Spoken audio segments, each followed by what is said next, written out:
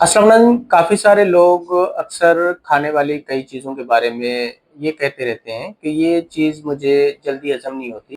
उन लोगों की मुश्किलात में मज़ीद इज़ाफ़ा उस वक़्त और ज़्यादा बढ़ जाता है जब वो किसी जगह पे मेहमान बनकर चले जाएँ और उनको वो मख़सूस डिश खानी पड़ जाए। आज मैं चंद ऐसे टोटके बताऊँगा जो चंद खाने वाली ग़िज़ाओं के साथ खाने से जल्दी हज़म हो जाती हैं। चावल हज़म ना हो तो लीमू का इस्तेमाल करें। मिर्ची और मसाले वाला खाना हज़म ना हो तो छाछ का इस्तेमाल करें। मूँगफली हज़म ना होती हो तो थोड़ा-सा गुड़ खा लें। भारी या ऑयली खाना हज़म ना हो तो थोड़ी-सी हींग का इस्तेमाल कर लें।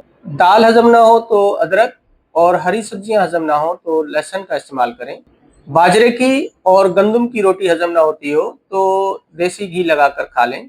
अंडा हज़म ना हो तो काली मिर्च और गोश्त जल्दी हज़म ना हो तो 2-4 लौंग चबा लें।